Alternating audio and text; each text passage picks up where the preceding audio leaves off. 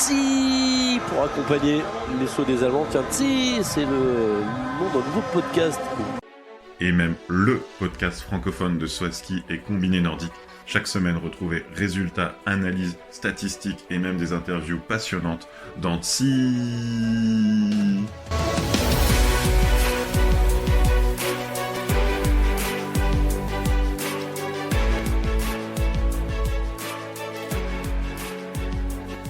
Bonsoir et bienvenue pour ce 64e épisode de Tsi, le podcast francophone de Swaski et de Combiné Nordique.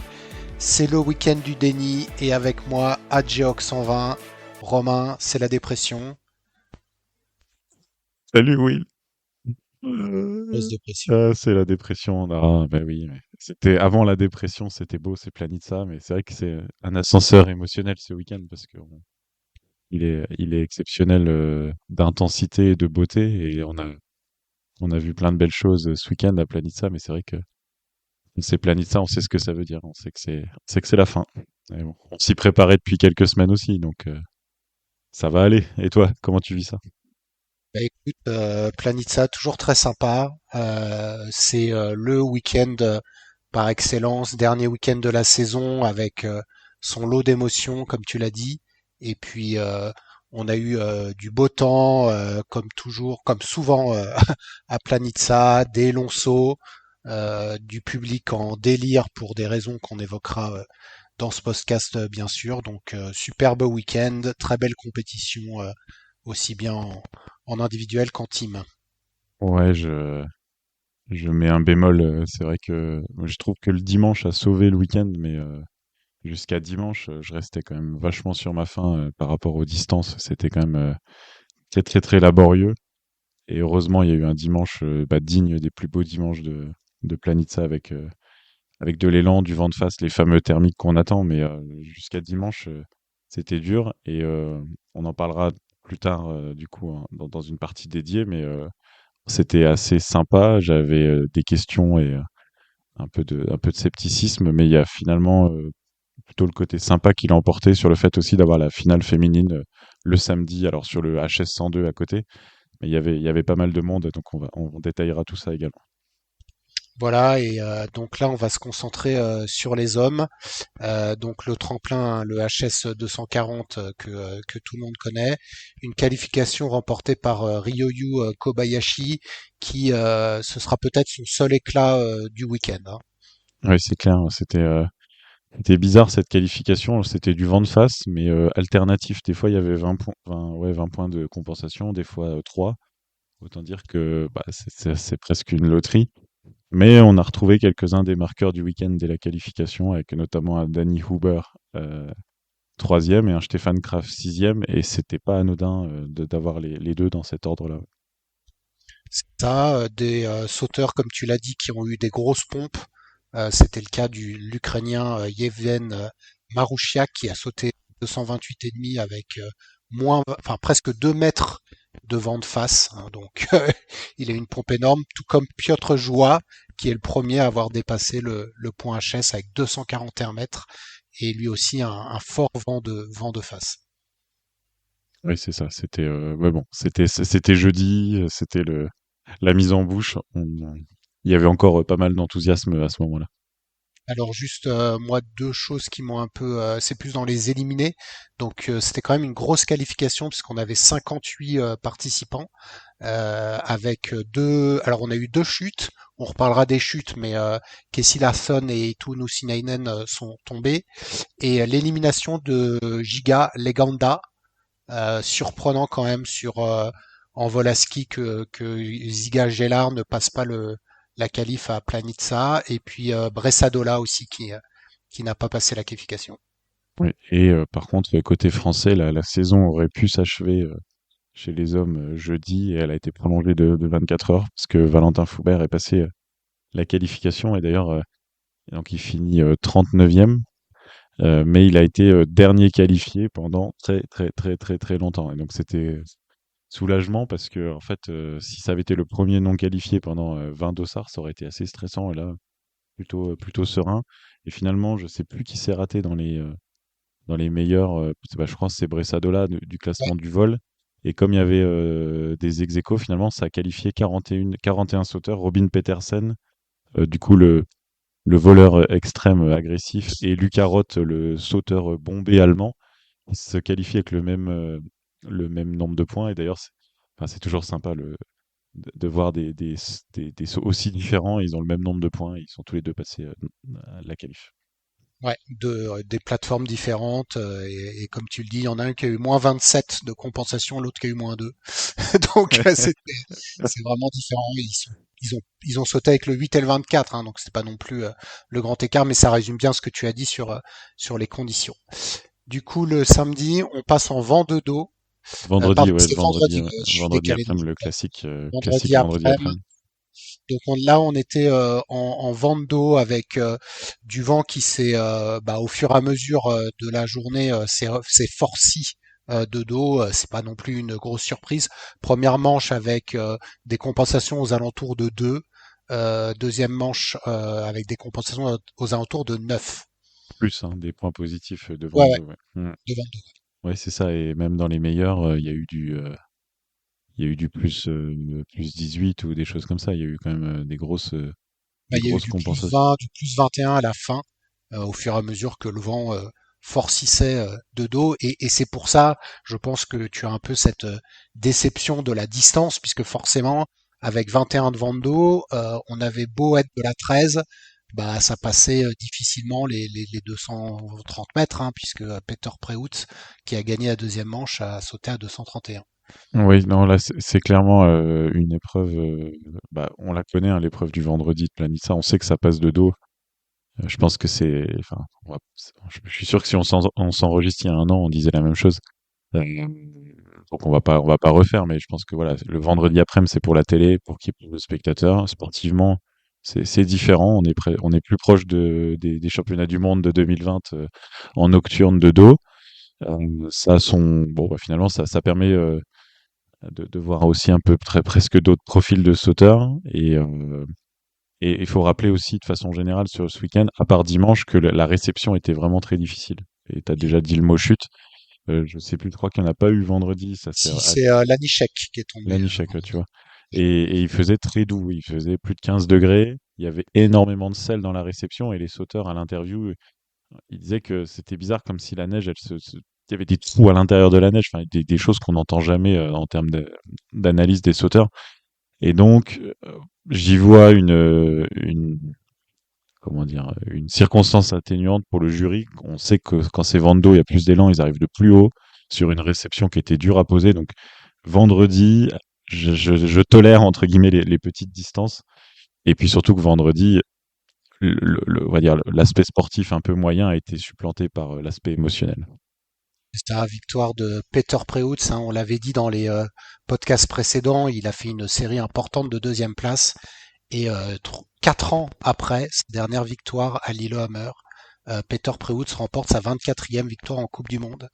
Il n'avait pas gagné à Planitza depuis 2016. Et ce qui est assez intéressant, c'est que sur ses 24 victoires en Coupe du Monde, il en a gagné 8 en vol. Et je pense que le ratio est plutôt intéressant, donc superbe, hein, pour Peter Preutz, avant-dernier concours en carrière, et cette victoire, je pense que tout le monde était ravi, aussi bien les sauteurs que les spectateurs. Oui, parce que le deuxième, Danny Huber, qui était quand même l'homme du week-end, il, il a même dit que voilà, il aurait bien aimé gagner évidemment, mais que quitte à être deuxième, il est content que ça soit derrière Peter Preutz. Il faisait partie de ceux qui l'ont. Enfin, c'était incroyable les félicitations qu'il a reçues quand. Alors, c'est vrai que dans le déroulé de l'épreuve, c'est Danny Huber qui. Oui, c'est ça, c'est Danny Huber qui C'est saute en Danny Huber dernier. qui gagne la première manche, La donc ouais, qui première saute manche en donc, dernier. qui saute en dernier. Et donc, il se repose devant la ligne verte de façon ostensible. Et donc, tout le monde comprend. Et Peter Preutz, c'est le premier qui va gagner cette épreuve. Et c'est vrai que c'est assez incroyable. Danny Huber, on voit son score s'afficher à l'écran. Et bon, il est deuxième, hein, mais il y a une clameur exceptionnelle. Je crois qu'il l'a pas du tout pris personnellement. Il sait pourquoi. Mais c'est vrai que c'est toujours rigolo, je trouve, de voir Moi, j'ai une la foule qui se semi-polémique. réjouit. J'ai quand même une semi-polémique parce que Peter Preutz gagne de 3,6 points et il a gagné 4 points et demi. Il a été largement le mieux noté de tous les sauteurs avec 58 points. Danny Huber 53,5. Donc en gros, ça s'est joué sur le style, sur la distance avec les compensations. C'était plus ou moins pareil. J'ai l'impression quand même que Peter Preutz, il a eu le jury a été plutôt gentil avec lui. Je suis heureux qu'il ait gagné, hein. Mais voilà quoi, c'était ric-rac quand même, hein. C'est vrai que là, je t'avoue, je me souviens plus du saut d'Uber. Bah, Uber, il fait 224. Et c'est vrai qu'à 224, on connaît la double peine dans le saut à ski et encore plus dans le vol. Si tu fais un beau télémark mais loin du HS, t'as pas les mêmes notes qu'un beau télémark au HS, quoi, ou proche du HS. Et je pense qu'il a été pénalisé là-dessus. Mais bon, Peter Preutz, dimanche, il a eu des 22. Alors, Ouais, c'est ce au moins, là, il a eu des notes raisonnables. C'est évidemment de l'humour. Ouais, j'avais pas vu cet aspect-là, mais je crois que l'histoire, en tout Non, cas, non, mais l'histoire est on magnifique. va pas lui enlever parce que je pense qu'il en méritait tellement cette saison et il fait une des plus belles saisons. On fera le débrief final de sa carrière depuis un bon bout de temps.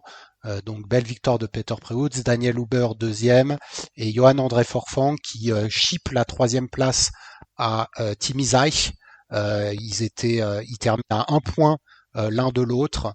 Donc ça s'est joué. En fait, ils ont eu un saut équivalent le premier saut et Forfang fait 7 mètres de plus que Zeich pour arracher son 18e podium en carrière. Et je pense que toi, tu aimes bien cette stat, son 111e top 10. qui est, c'est- c'est- Ouais. voilà. Après, Voilà, cette Peter année, Preutz 155, hein, tu vois, mais bon, quand même 111.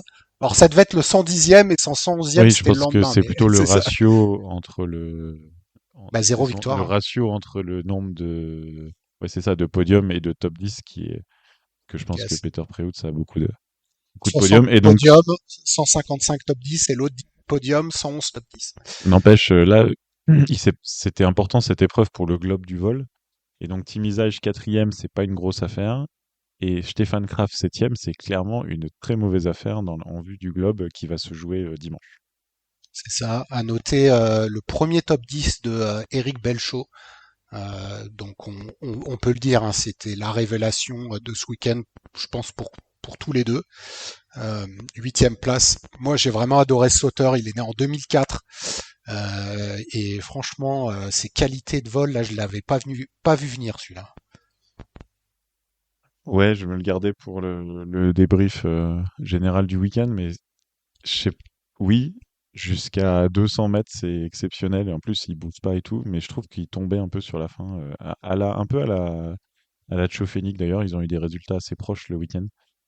Je trouve enfin, il est dans les sauteurs pas rapides, dans les voleurs feuilles mortes. Ce qui fait qu'il y a presque un goût d'inachevé. Alors, c'est que peut-être je deviens exigeant aussi. Je trouve que vu la hauteur qu'il avait encore au point K, j'espérais presque mieux, quoi. Mais en fait, avec son saut ralenti, entre guillemets, son saut feuille morte, hein, c'est pas du tout négatif, hein. C'est comme ça que Geiger gagne un titre de champion du monde de vol en vente d'eau. Euh, il, il, il manque un peu d'accélération pour aller titiller tout devant. D'ailleurs, c'est pas pour rien. Tchofénig, qui saute un peu comme ça, fait sixième. On a un Paschke qui est dixième. C'est l'épreuve où Domen Preutz, donc Vando, il fait 17e. Voilà, c'est l'épreuve du vendredi. Elle est différente de l'épreuve matinale, des épreuves matinales. Après, il est très jeune. De ce que je connais de ce sauteur, il n'est pas non plus ultra costaud en termes de carrure. Bah, voilà quoi, faut lui donner le temps encore. Tu sais, il a même pas 20 ans, hein, il va fêter ses 20 ans cet été. Donc je pense qu'en prenant de la bouteille, il n'a pas dû sauter des milliards de fois. Il a battu ses Ah records oui, non, ici. c'est Donc clair. Non, non, c'est super, hein. C'est plus, c'est pas comment dire, c'est pas une critique sur. Mais c'est vrai que dans son style de saut, il est très haut. Et en fait, on peut faire le comparatif avec son coéquipier Ted France, qui est oui. encore plus jeune, donc lui, qui était un peu plus en retrait ce week-end, mais qui a un style de vol beaucoup plus agressif. Et quand il y aura du vent de face, ça m'étonnerait pas que d'ici un an ou deux, Ted France, il passe devant Belchaud, tu vois. Valentin Foubert 36e, qui laisse derrière lui deux disqualifiés, Fettner et Tate France, ainsi qu'Anselani Sek tombé. et Robin Pedersen, Felix Hoffmann. Donc Valentin 36e, c'est quand même une bonne performance. Il était trop loin pour la qualif, mais ça peut passer, hein, ça se rapproche, hein. Ouais, j'étais frustré parce qu'il fait un très bon saut d'entraînement. Il était Mm. 28e de tête du saut d'entraînement et il saute en plus en début, du coup le vendredi, il saute dans les premiers, donc ceux avec le moins de vent d'eau. Donc il y avait peut-être une ouverture un peu stratégique à sauter dans les premiers. Il avait Dossard 5 de tête et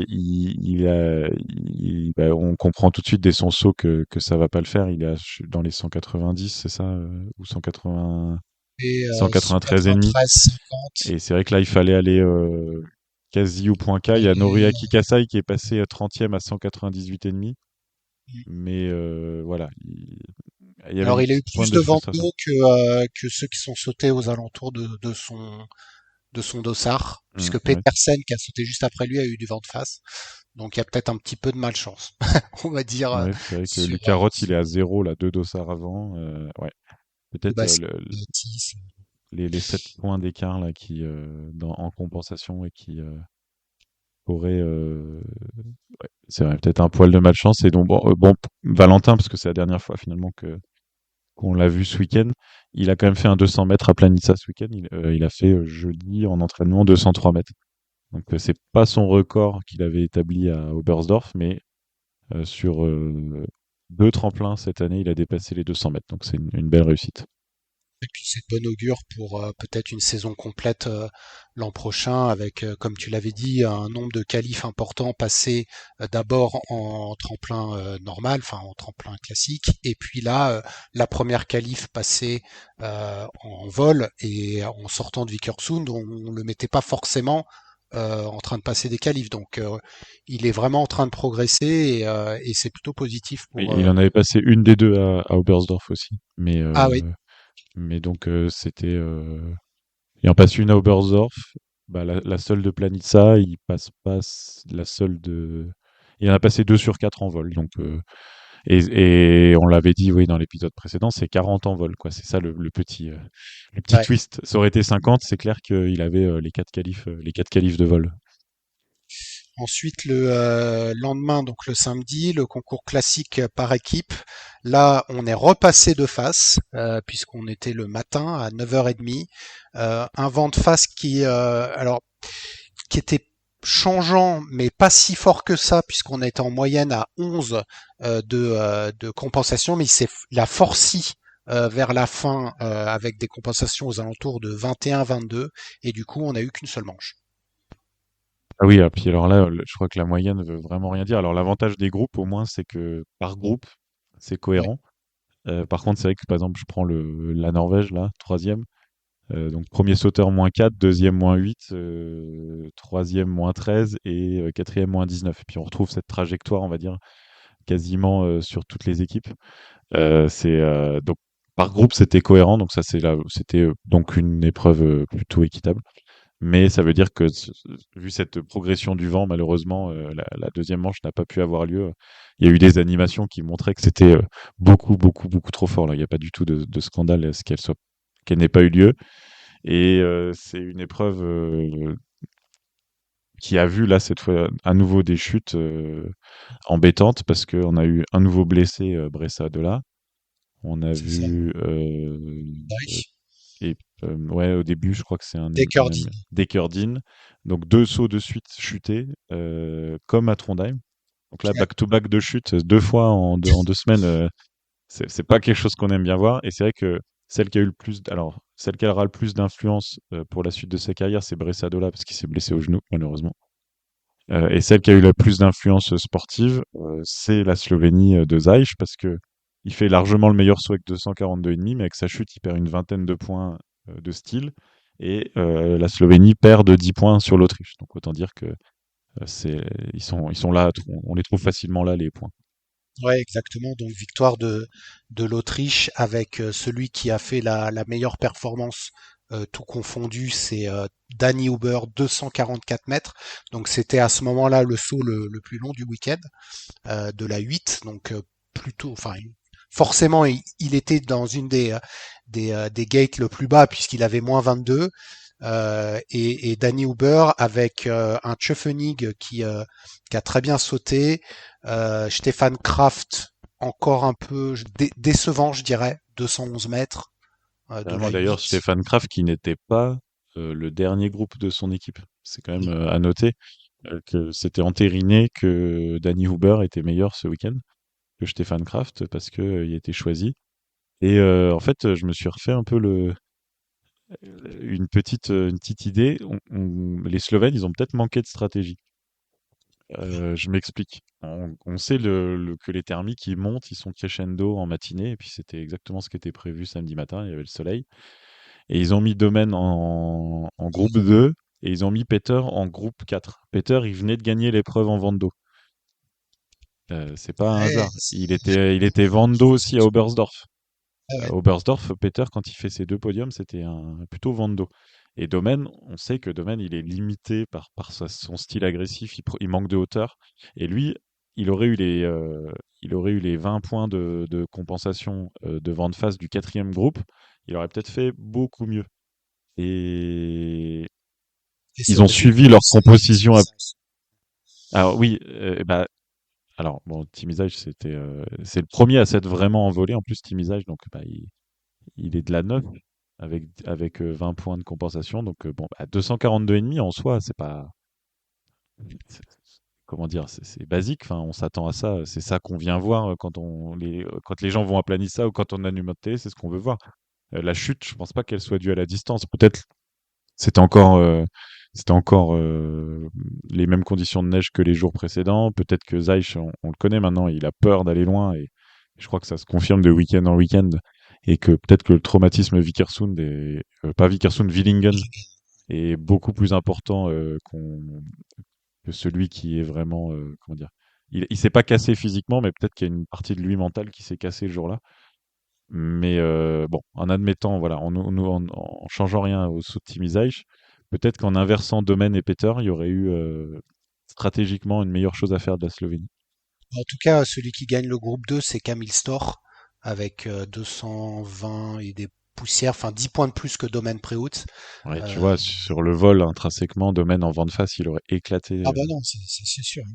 Non, mais c'est clair que je l'avais pas vu comme ça, mais c'est vrai que Domaine, finalement, quand on regarde au global, il fait à peu près la 20e performance, tout groupe confondu. C'est lui le maillon faible de la Slovénie, hormis la Ouais, hein. chute de Et Zeiss. tu vois, Et l'Autriche a bénéficié peut-être hormis Haybock qui s'est quand même bien raté, mais finalement il laisse passer que 5 points sur Domaine. Mais c'est pareil, Haybock de dos, c'est pas Jojo, mais lui, le problème c'est que tu le mets pas, enfin t'as Kraft et Uber derrière, donc t'as non, mais pas si, trop de c'est choix. bien. Heibock, il était super bon à Planitza en 2020.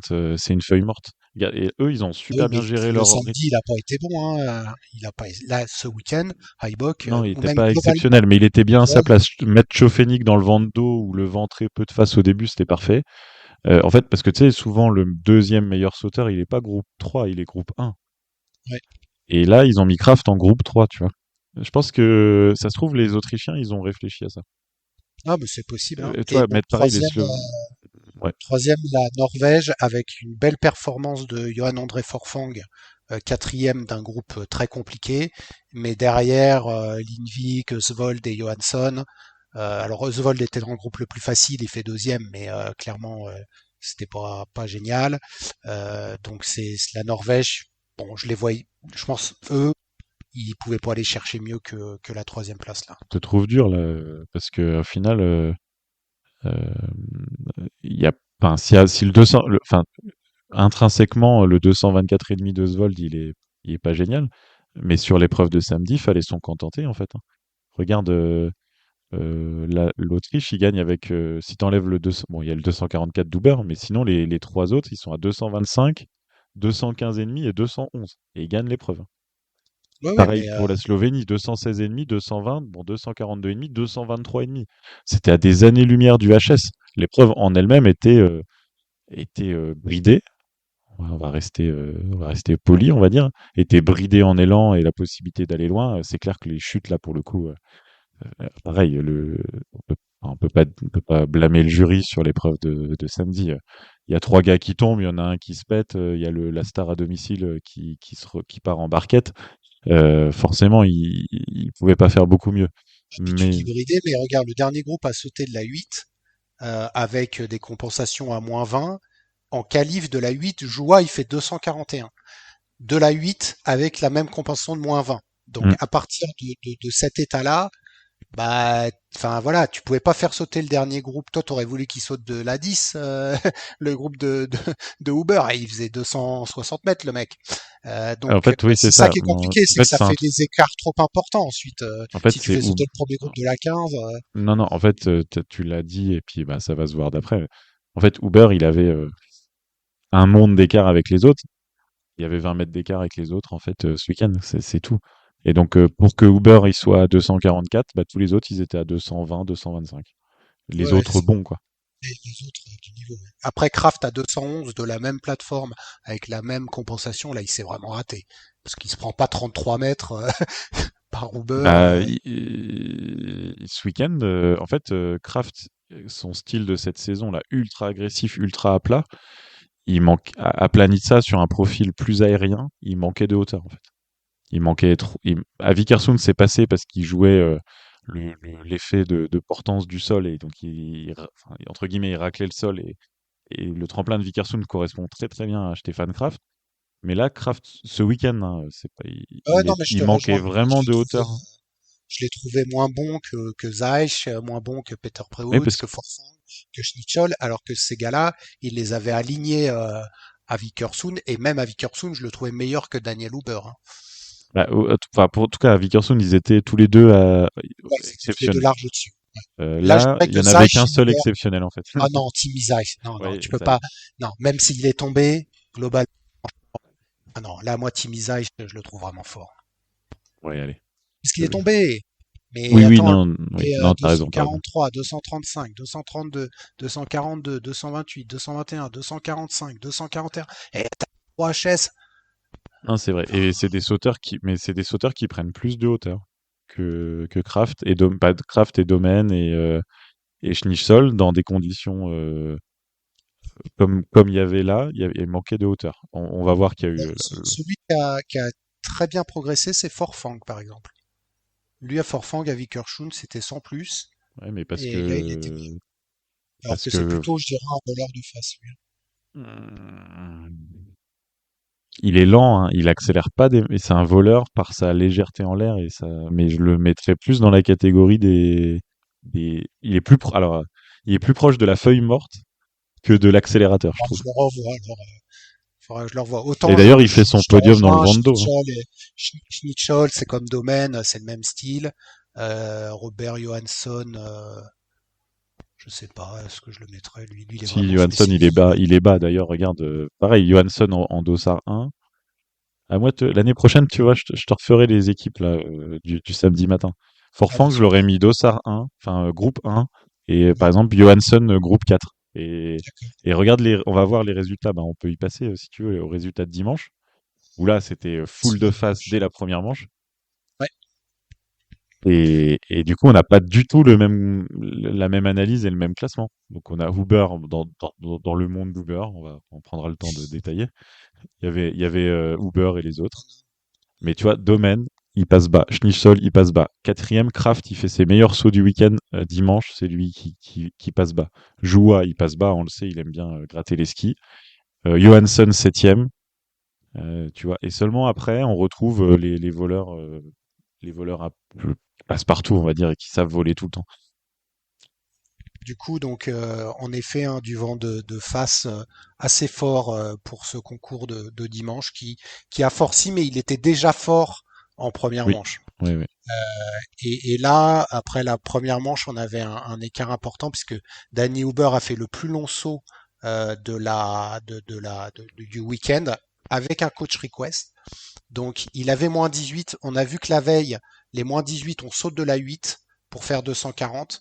Et lui, on lui avait mis la 8 et il a dit non, non, je descends de la 7. Donc moi, je vois ça, je me dis, il est plutôt prudent et il te fait le plus long. Et en plus, tu l'as mis sur le Discord, une célébration assez arrogante, genre c'est moi le patron, quoi. Bah oui, Ou enfin, il fait c'est même télémarque en plus.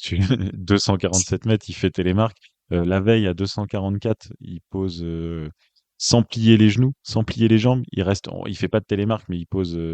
Il arrive de haut, il pose en gardant les hauts un peu à la Cantona. Enfin, aussi pour ceux qui ont, ont un peu des souvenirs de foot des années 90.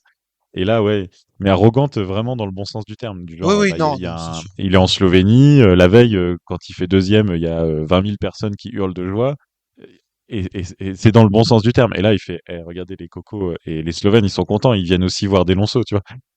Et ce saut-là de 247, ah, coach request. Je discutais avec un pote. Je dis, Vidozol, il connaît pas la coach request. Et là, on entend coach request de Vidozol.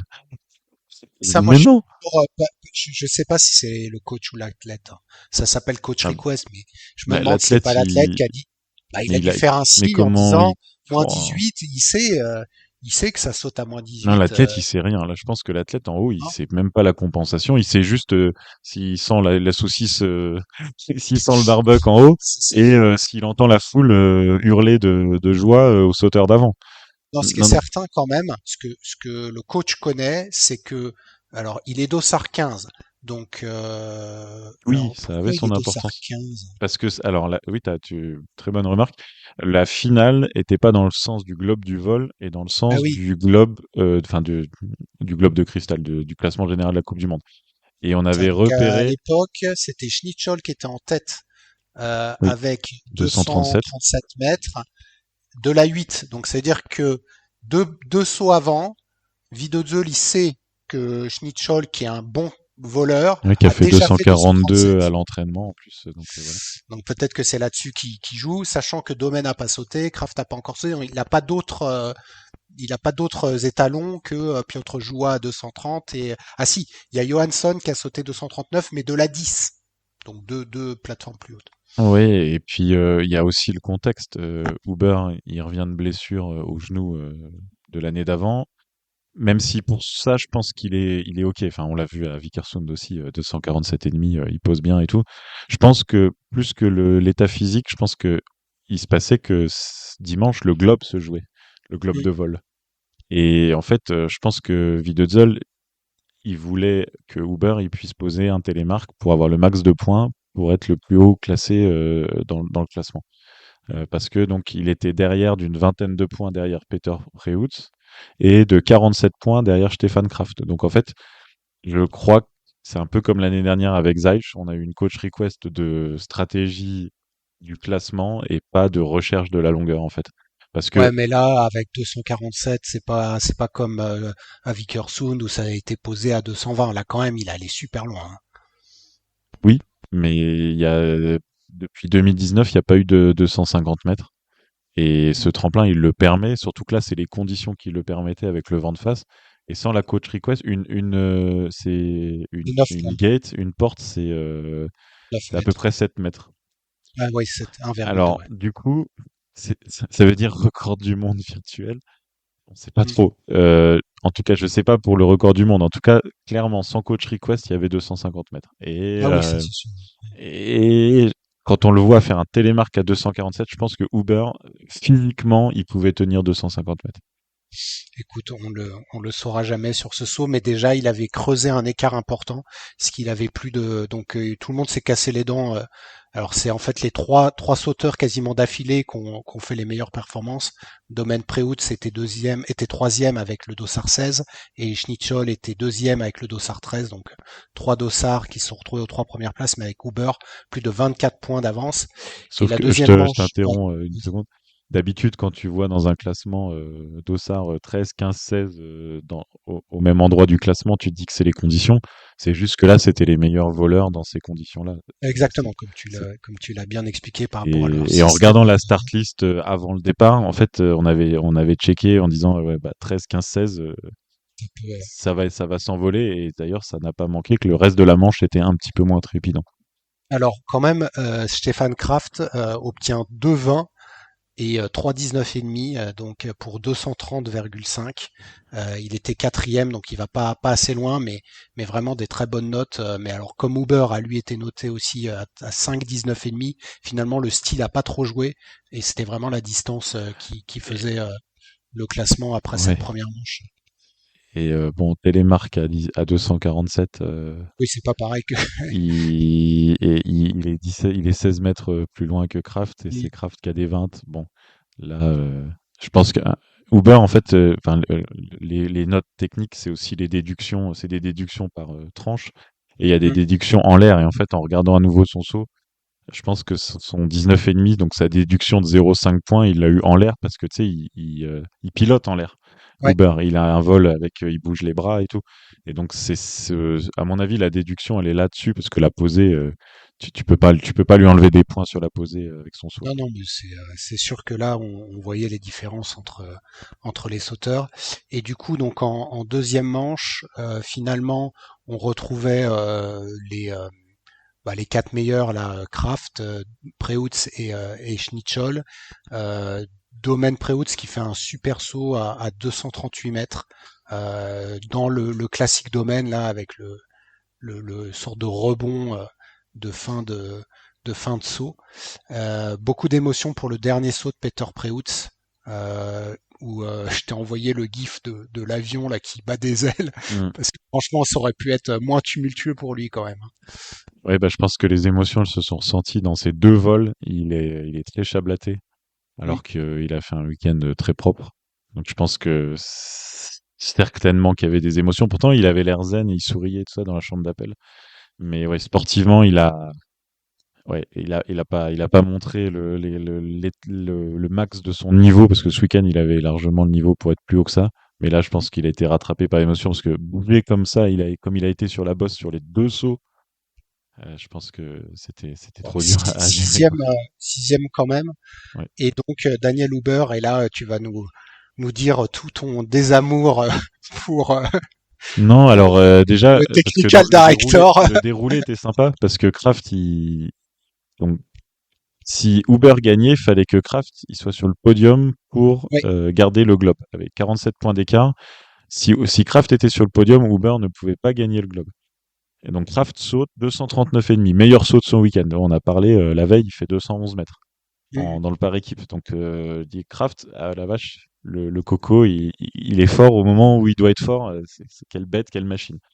Juste après, Domaine 238, Télémark, magnifique. Il passe devant Kraft. Donc là, une partie du job est fait pour Uber, mais il fallait que Schneersol reste devant Kraft. Et ce qui Schneersol, n'était c'est pas quand même gagné. Mister Ouais, 50 pendant une grande partie de sa carrière, c'est ça. et même encore un peu plus tôt cette saison.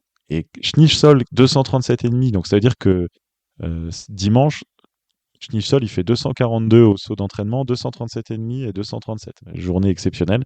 Et il reste Un pour point et 2 demi. points, 1,7 devant Kraft. Et à ce moment-là, Uber pouvait gagner. Donc lui, à ce moment-là, lui sur la plateforme, il le sait pas, mais nous, on se disait, ah ça y est, le Uber va pouvoir gagner le globe. Et effectivement, Et il va tenter le record du monde, on pensait. ouais. Alors, Puisqu'on était à moins 21, alors on était à moins 21 de compensation de vent et on était de la 8, c'est-à-dire des conditions un petit peu meilleures que ce qu'il avait eu au premier saut. Donc t'es bis repetita en fait là. ouais. Et là, on se dit, il baisse d'une plateforme. Allez. Non, deux. Oui, non, mais justement, il aurait Ah oui. baissé d'une plateforme. Allez, pourquoi pas, dans les mêmes conditions qu'en première manche, de la 7, il fait 247. Allez, et il baisse de 2. Et là, effectivement, comme l'année dernière, le dernier saut de l'année qui me frustre, on va rester, j'allais dire qui me gonfle, mais non, parce qu'en fait, le saut, il est extraordinaire. Il fait 242,5 de la 6. Il atomise tout le monde, mais pourquoi ne pas avoir laissé la 7? Avec le gate, Alors il avait les 242 et demi. Si plus on 7 rajoute points. du coup Bah, 2 fois 7, non bah 2 fois 7 puisque c'est de la 8 qu'on dit qu'il battait le record du monde, ça refait 254. Il faisait 2 fois 250 de la voilà, 8. et il avait deux fois, en tout cas, il avait 2 fois 250 dans les jambes. Là, il lui laissait la. Enfin, ouais, En tout cas 43 points d'avance sur Domaine Preutz sur le dernier dernier concours. Donc Huber remporte sa 3e victoire en carrière. Il avait gagné sa 2e à Vikersund. Et tu sais où c'était sa première? Bischofshofen Exactement, en Bischofshofen 2022. 2022. Ouais. Là, il en est à 8 podiums, avec ses 2 podiums du week-end et ceux de Vikersund. Donc, Danny Huber qui se rapproche des 10 podiums en carrière. Domen Preutz, 14e podium en carrière. C'est peu, hein, moi je pensais un peu plus. Et puis Schnitzstol, son 2e podium en carrière. Il avait fait le premier à Vikersund, hein, je crois, la précédent. On retrouve les sauteurs. Les sauteurs en forme, en tout cas, magnifique podium là avec Huber, l'homme du week-end. Et donc voilà pour ce week-end de Planitza. On n'a pas mentionné certains noms, dont celui d'Andreas Wellinger ou celui de Kobayashi à part à la qualif, mais c'est un peu ce qu'on avait dit, c'est-à-dire que Kraft finalement, avec autant d'épreuves de vol à ski, il était imbattable pour le globe. Oui, c'est ça. Alors, donc, bon, le globe était réglé depuis le week-end dernier. Le globe du vol, donc, qui s'est joué dimanche pour 3 points. Donc, ça, c'était assez trépidant. Uber qui gagne devant Kraft, qui sont amis d'enfance. Ils viennent du même club, je crois. C'est toi qui me l'as fait remarquer. Ils ont le même sponsor. Alors c'est la même ville, Oui, mais c'est un club différent. oui, Huber c'est vrai. vient du Seekirchen et Kraft du Schwarzach Salzbourg. Ça se voit. Mais c'est vrai, ouais, t'as raison. Mais en tout cas, ils viennent de la même région, la Ouais, région de Salzbourg. Ils ont quasiment la même génération, hein, parce que Uber, il est pas jeune du tout, hein, il a 30 ans. Ils sont amis, 93, hein. 93, ils ont le même, c'est des conscrits. Et donc, je pense que Kraft, quitte à pas gagner le Globe, il est bien Ils content que ça préféraient soit que ce soit Huber. chez Danny Huber, et donc Peter Preutz qui fait troisième de ce Globe. Et donc, il y avait un Planitza 7 qui était plutôt un Planitza 6, du coup, avec l'annulation de la deuxième manche. C'est Et ça. là, donc, sur 6 manches, Huber, il met 92 points à Peter Preutz. Bon, c'est C'était plié. indécent. Et le troisième, alors là, franchement, j'aurais pas deviné, c'est Forfang, Ouais. devant Kraft. Et Kobayashi, qui avait plutôt bien commencé le week-end, mais qui a été clairement pro alternatif. Mais donc, ouais, l'homme du week-end, sportivement, c'était Danny Huber. Émotionnellement, c'était Peter Preutz. Voilà.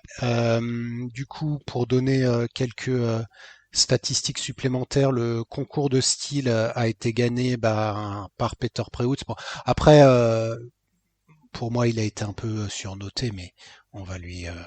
Tant que je me trompe pas, parce que c'était très serré. Non, c'est Stéphane Kraft, hein, je crois qu'il l'a gagné. Non, je me suis trompé.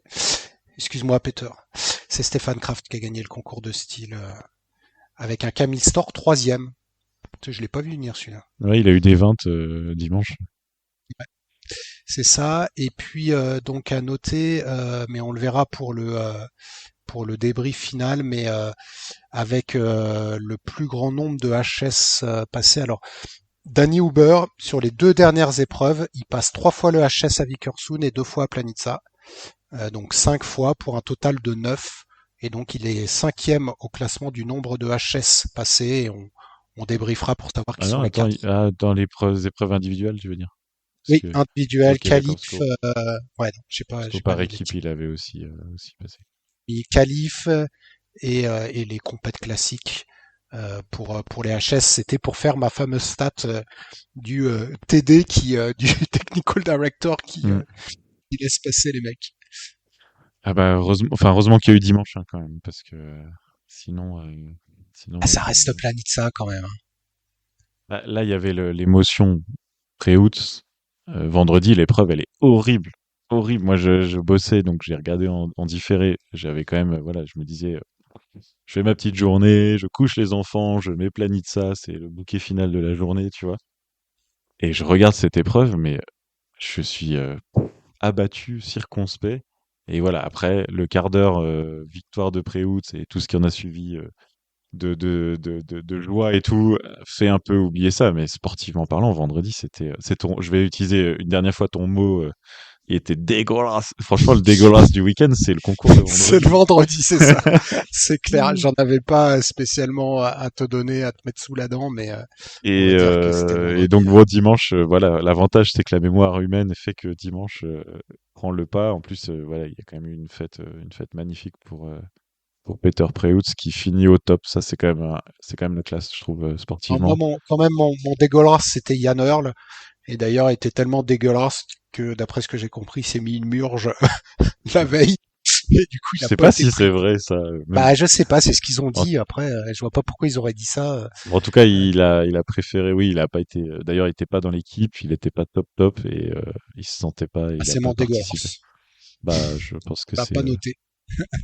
et ça s'est joué à pas grand-chose, hein, qu'il perde sa quatrième place au classement général. Une épreuve de vol en plus et Peter Preutz lui passait devant, quoi. C'est quand même un game changer de Coupe du Monde et finalement la Coupe du Monde, elle s'est passée. On va pas se jeter des fleurs, hein, on va garder les bilans pour plus tard, mais elle s'est presque passée comme on l'a dit parce que on a dit le vol à ski à la fin, de toute manière, c'est pour Kraft. Hmm. Et ben, il a mis, il y a presque 500 points d'avance sur Kobayashi, presque 700 sur Wellinger, 1000 points sur Earl. Et on voit Grand une joueur. remontée de Peter Preutz. Finalement, c'est lui, grâce au vol, qui remonte bien. Forfang 7e. Domen qui remonte dans le top 15. Danny Huber qui remonte dans le top 15 alors qu'ils ont été quand même soit pas là pour certains, comme Huber, il a quand même fait que la moitié de la saison. Domen, il était là tout le temps, mais était-il vraiment là? Oh Et non, t'es donc, dur avec lui, mais bon, c'est vrai qu'il a été sur courant alternatif, hein. bah, 80% de la saison, elle se joue en vente d'eau. En fin d'après-midi, avec des épreuves de 16h30. Lui, quand il saute, il est déjà 17h passé au mois de décembre ou janvier. Tu fais une saison entière au mois de mars. Domaine, il joue pas le top 15, il joue mieux, quoi. Alors, j'ai une stat pour Domaine quand même, parce que sur l'ensemble des sauts, alors là, je t'ai pris aussi les sauts, donc les sauts de vol à ski, avec aussi les entraînements et tout. C'est lui qui a fait la plus longue distance totale avec 8 kilomètres. Voilà. Par contre, je te mets un petit défi pour le débrief de la saison. C'est de me retrouver à un saut au-delà du HS de Domaine Préout. Parce que je me suis creusé la tête ce week-end et Cette saison, ouais, de façon générale. Peut-être voilà. Kulm l'année dernière, mais en fait, Domaine, il nous impressionne parce qu'il passe à ras de la bosse, il reprend de la hauteur et il va se poser à proximité du HS. Il se pose loin par rapport à sa hauteur. Mais il peut, finalement, il gagne pas tant que ça parce qu'en fait, il est quand même, son style de saut le pénalise aussi. Tu vois, Uber, il est parfait. Ce week-end, Uber, il est juste parfait parce que il a la hauteur et ensuite l'accélération et le vol. Et c'était exceptionnel de voir Uber voler. Enfin, c'est Écoute, pour ça qu'on suit. il a fait 4 fois le HS cette saison, donc je peux te donner déjà la réponse si tu veux. Il a fait une Est-ce que fois c'était en Kligenthal. vol? Ouais. Ah non, 2 fois Sapporo, c'est en vol. Une fois Hmm. Oslo. Non, Ouais. en vol, j'en sais rien. Bah, Faut 0 remonter fois en en Coupe arrière. du Monde. Et comme il y a pas eu de HS à Kulm, c'est-à-dire que sur 4 week-ends de vol, notre ami Domaine, il fait 0 HS. C'est ça. Donc Mais le quand plus même, c'est grand pas mal. voleur du monde, par ses caractéristiques de vol, il lui manque un mètre il manque 50 centimètres sur la bosse pour être le meilleur, je pense. Mais on verra en tout cas, c'est un teaser pour le débrief qui est l'homme qui a fait le plus de HS, et ce n'est pas Stéphane Kraft. Donc on verra. Et voilà, on vous laisse avec le débrief féminin, puisque comme tu l'as dit, c'était aussi la finale de la Coupe du Monde féminine. Et pas de combiné, on a conclu la semaine dernière à Trondheim. Merci pour cette saison de saut. Vivement le débrief. Et puis, Planitza, Planitza. Après, je sais plus. On l'a pas beaucoup entendu, mais chaque fois qu'on l'a entendu, on était content. Merci Will, c'était top cette saison. C'était top ces 2 saisons sous ce format et on a hâte de vous présenter aussi les évolutions du podcast dans les semaines à venir. Merci encore Exactement. Will, c'était top, Bye merci. bye. Ciao ciao. Et donc ce week-end, avant les épreuves masculines sur le Letanitsa, sur ces magnifiques épreuves de vol, on avait la finale de la Coupe du Monde féminine. Donc on rappelle le contexte, c'était les Slovènes qui se sont proposés pour rajouter une épreuve parce qu'il y a eu quand même plusieurs épreuves annulées cette saison, notamment le week-end entier de Rasnov et une épreuve à Zao. Euh, pour rajouter en fin de programme comme ça après l'annulation, c'était une bonne idée sur le principe d'équité et de remettre des épreuves.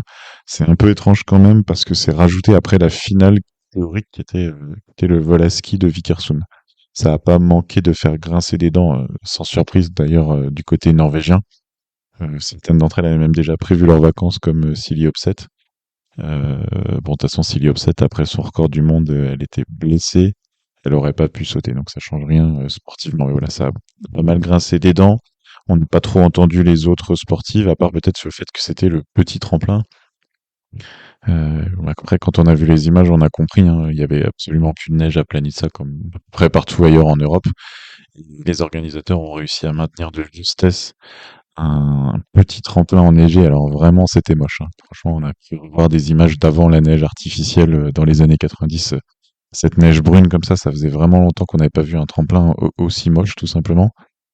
Bon, en tout cas, il était enneigé et les épreuves ont pu avoir lieu. On espérait que la nuit qui allait tomber pendant l'épreuve allait faire oublier et un peu masquer le côté marron boueux de la neige, pas trop, hein. Mais bon, c'était quand même une épreuve qui a eu son charme. Sportivement, on va y revenir, mais c'était aussi une épreuve qui s'est passée devant un public très nombreux et les Slovènes, ils sont toujours là pour encourager les leurs. Et c'était le jour de remise du globe pour Nika Preutz. Donc il y avait quand même un grand public et dans le saut la Coupe du Monde féminine, c'est quand même toujours appréciable. On se souvient au mois de janvier de Ljubno et sa foule complètement délirante de 10 000 personnes. Et il n'y avait pas 10 000 personnes, mais il y avait quand même du monde qui a bravé la pluie en plus de tout ça. Donc c'était vraiment toutes les conditions étaient réunies pour que ça soit compliqué pour cette épreuve. Alors c'était une finale à 30, un peu sur le même principe que chez les hommes. Donc par exemple, il n'y avait pas d'Emma Chervet dans l'équipe de France. La première manche, terne, franchement très terne. 4 sauts au point K à 95 mètres. C'est quand même particulièrement catastrophique, quoi. On aura passé la saison à se demander si le jury confondait pas point K et HS. Après, le problème, c'est que c'était vraiment difficile à poser après le point K au niveau du HS. Et donc, ça a donné cette première manche assez terne. La deuxième manche était plus enlevée, on va dire, avec des sauts plus longs, parce que c'est pas seulement qu'il n'y a pas eu beaucoup de sauts longs, c'est qu'il y avait surtout eu beaucoup de sauts très courts.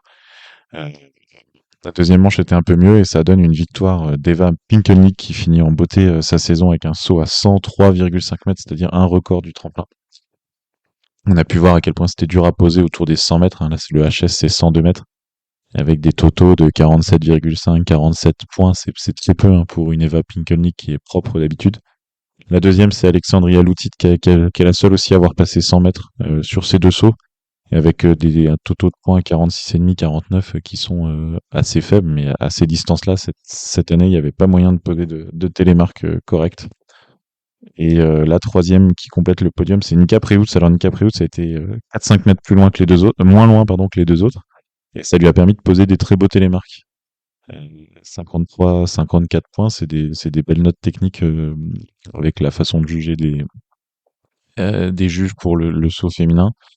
Et donc elle complète le podium à domicile, magnifique performance qui vient marquer sa saison et lui faire un énième podium. Alors 2, 4, 6, 8, 10.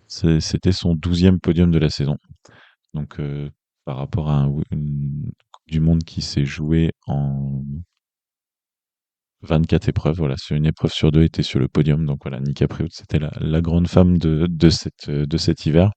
Si on reste sur les épreuves, les résultats d'abord de l'épreuve, on retrouve à la 4e place Sarah Takanashi. Alors elle a déjà fait un podium cette saison, mais sinon c'est son meilleur résultat ex aequo de la saison. On l'a retrouvée plusieurs fois à la 4e place.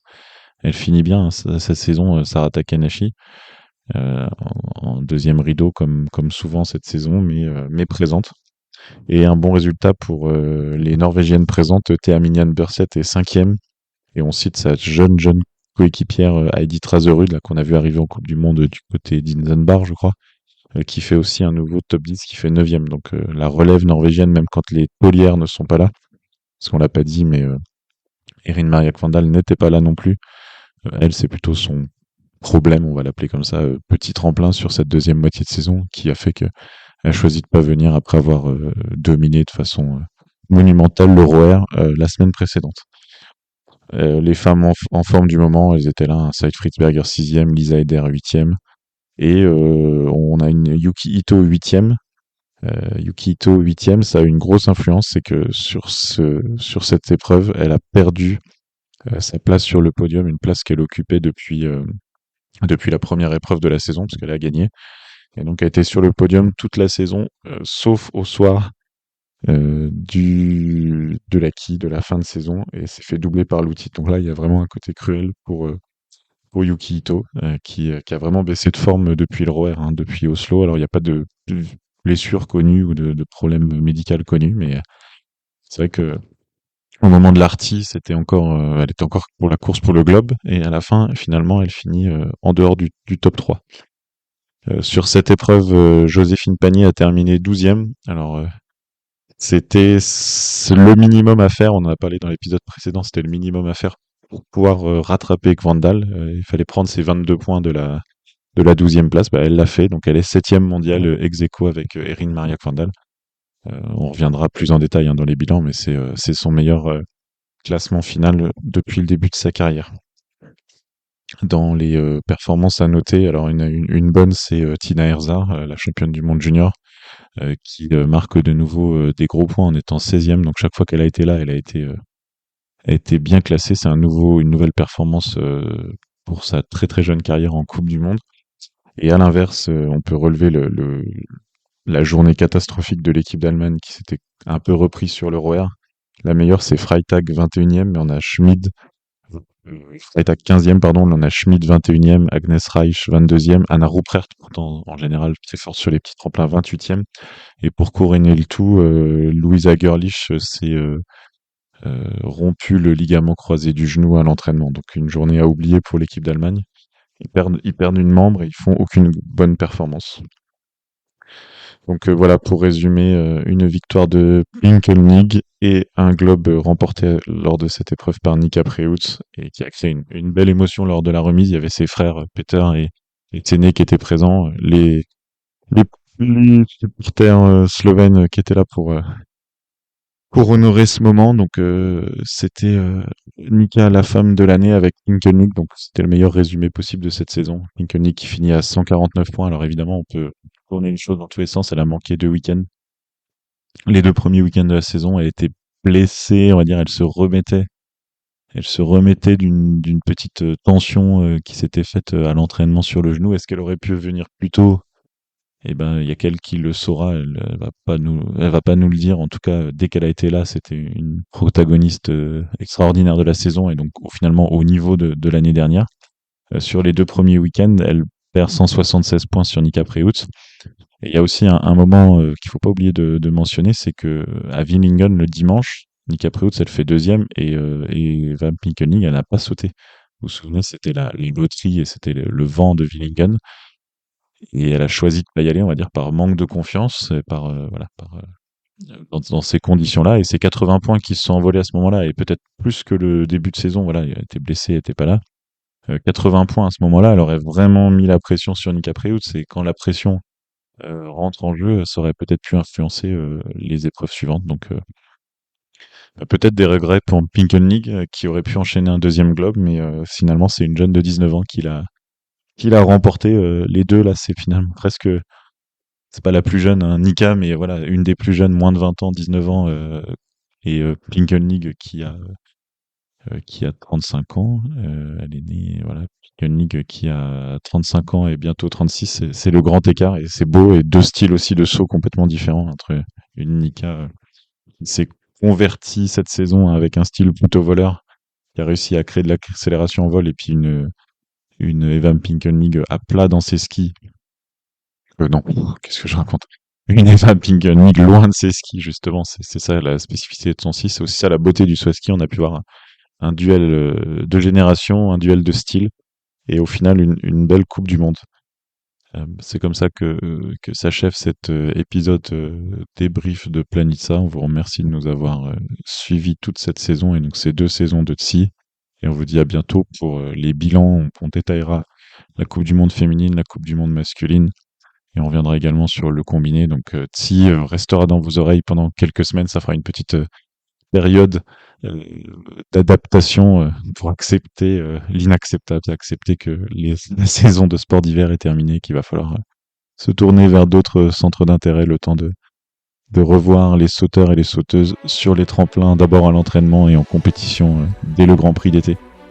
Merci à tous pour votre fidélité et puis pour cette super saison, et à très bientôt.